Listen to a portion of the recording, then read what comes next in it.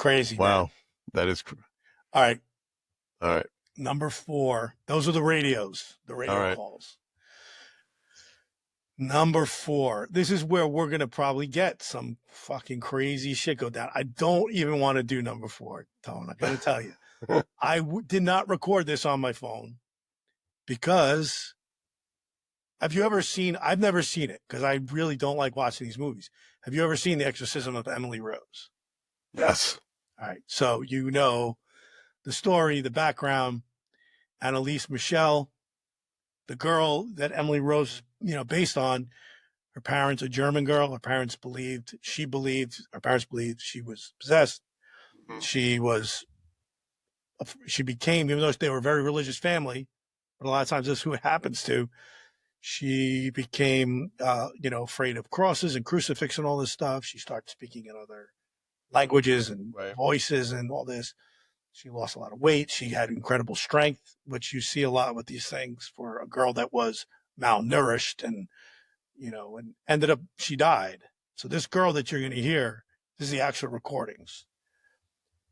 There's 70 hours of recordings that the family owns and maybe the Catholic Church owns. Oh. But this is only, the family released like a couple minutes of it.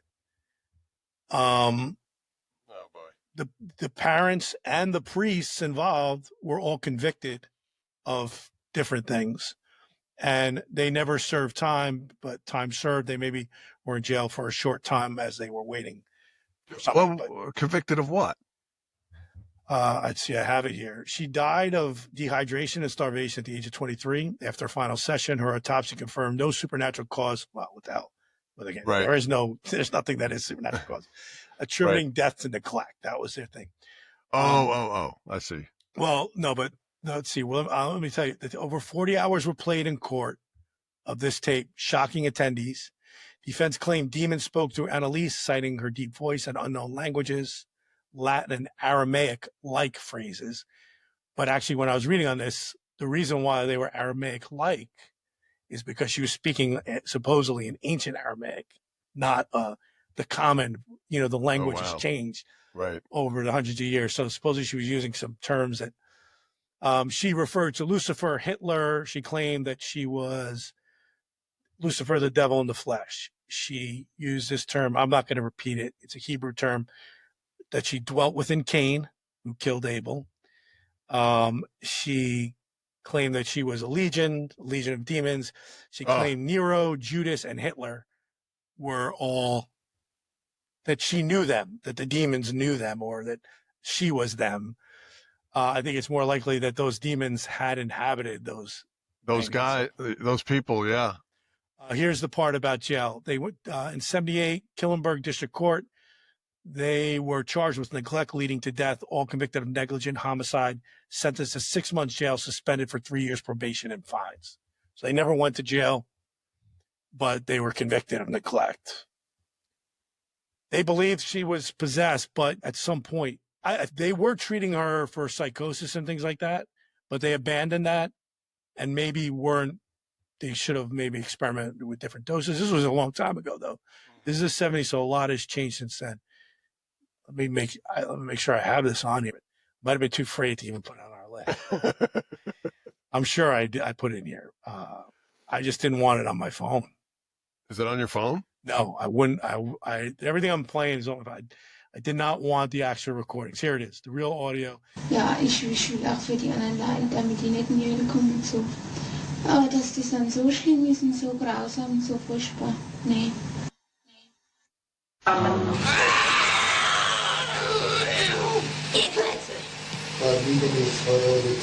ihr Klötze! Der Mann, ihr Klötze! Oh, so down every line, don't.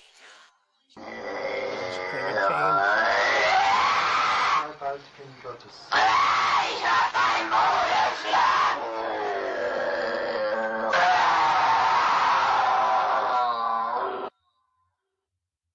Die Ruhe gibt nur da oben. Ruhe gibt's nur dort, wo die Liebe ist. Ja, bei uns gibt's nur ja nun.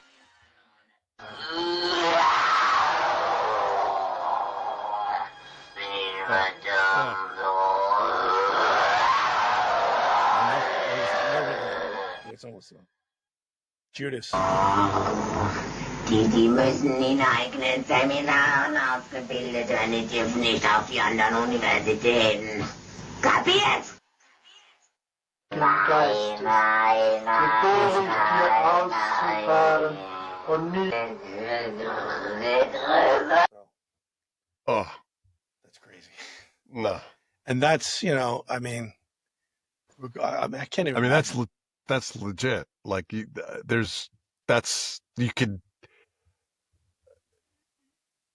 can't make up that voice as a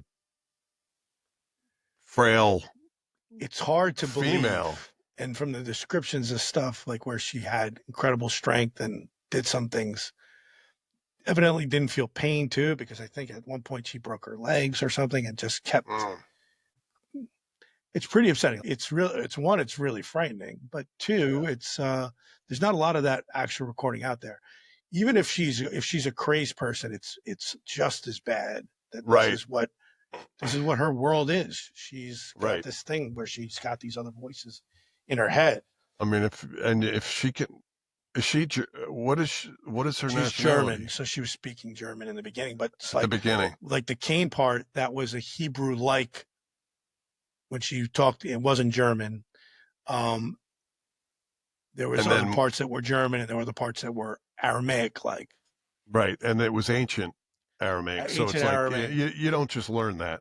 And No, this is a common thing too. It's a common thing with possessions where they're able to speak in other languages that they shouldn't know. My episode I actually recorded this morning, my latest episode for Always Many Incidents, and it was a story told to me by my aunt Bridget, who at 16 years old received a vision in her church on Christmas Eve, telling her to give her life to the church and to go to Sri Lanka, Ceylon, India, and devote herself to the mission there. And so she left at 16 years old and went to India. And India was very different than, it was British ruled, but they were very primitive. They prayed to these demons, Vas and I think it's called Kunta, that and they would put on these demonic masks. They're still, if you Google it, they would have these ceremonies where they wore demonic masks and they prayed to it, and then these demons would appear. She witnessed that. But the story today was about, it's called The Girl in the Tree. And what happened was there was this girl that was possessed. She was up in a tree, according to my Aunt Bridget, who was a nun. So, right, nuns don't lie. The girl was slithering around the tree like a snake. Oh. So she, at heights where she should fall, not even holding on, and she was speaking in other languages. And she was 11 years old, uneducated. She was barely educated in whatever language they spoke, Right. let alone Latin. And so they couldn't understand her. And my Aunt Bridget understood Latin because she was in the church and mass was in Latin. So she said she's speaking Latin.